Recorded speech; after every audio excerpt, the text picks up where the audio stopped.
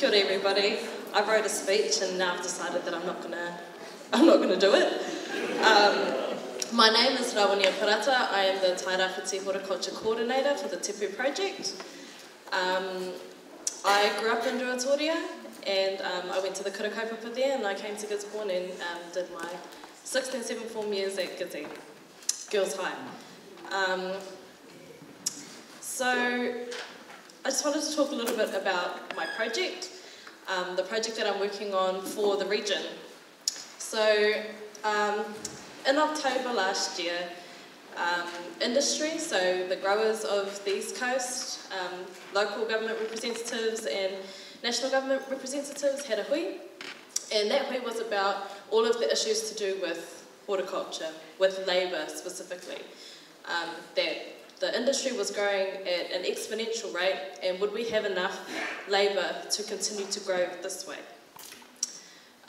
So the Ministry of Social Development gave some money to hire a coordinator, and they found me. So I've started the role in July this year, and it's been a really, really interesting journey. So there are a range of issues facing horticulture, especially in the region. We can talk about water, we can talk about labour, there are massive amounts of issues.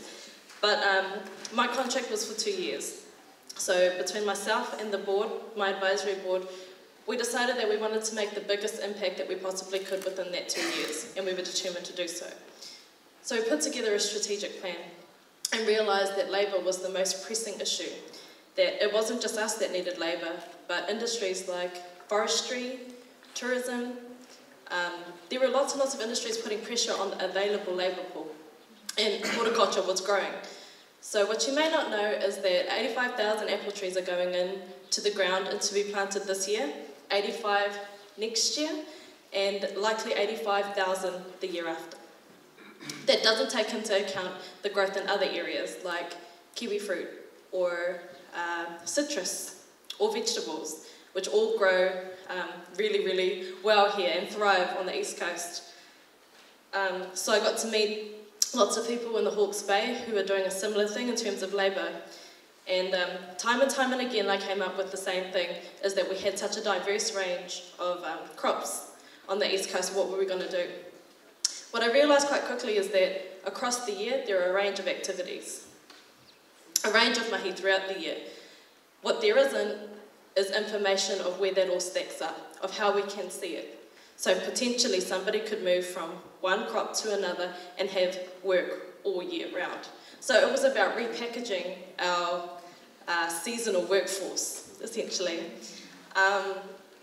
So that's one of the things we started to look at. We started to look at the barriers to employment.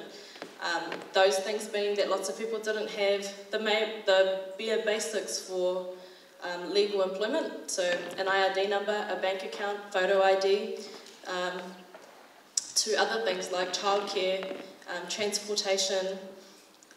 There were some issues in regards to drug and alcohol dependency, reliability and productivity. And that will come to no surprise for those of us who live and love and work on the East Coast. But what we also come to find is that industry had some issues. And that had a lot to do with not enough HR knowledge and support, induction processes, that our current seasonal structure isn't set up to it's not set up to work with MSD's requirements for beneficiaries, and that often there's some blatant misuse in terms of casual and fixed term contracts. So those are our issues, and we were just quite keen to be quite honest about what they were. So we started collecting that information, and what we want to come up with is a 12-month labour planning tool, which tells you where are the opportunities throughout the year, January through to December, what opportunities there are available to you, what are the career pathways, what are the training opportunities, who to talk to when you need to move from one role to another.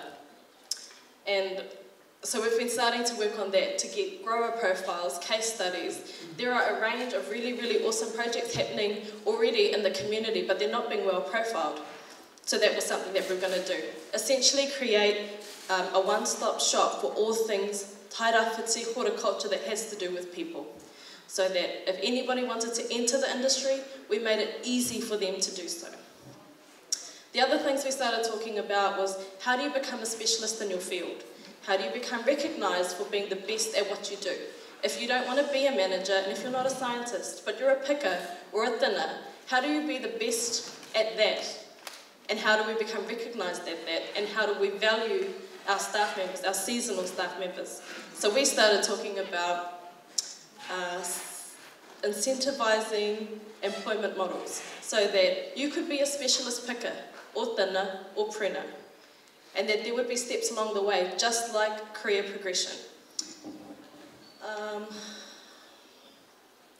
One of the other things we started talking about was Tipu talks, which is, yes, sort of a rip-off of TED Talks.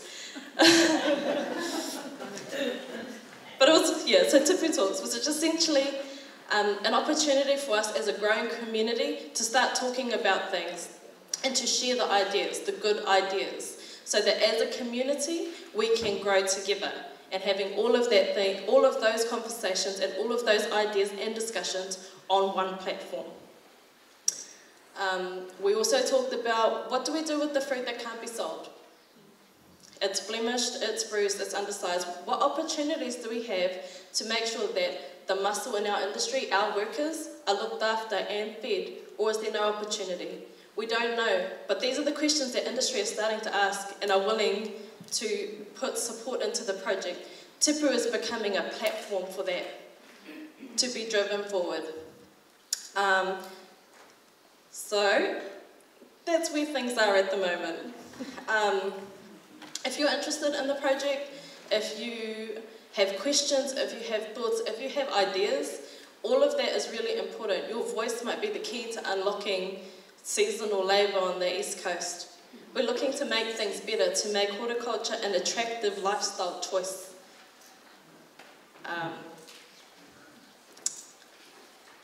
I didn't bring a presentation, and mostly it's because we have just managed to start working on our brand, which is really exciting. We've managed to get some funding, finally, to get our project up and running. We have an HR workshop next week for growers, so things are starting to move. But again, if you want to talk about it, I'll be around for the next 3 days. Thank you.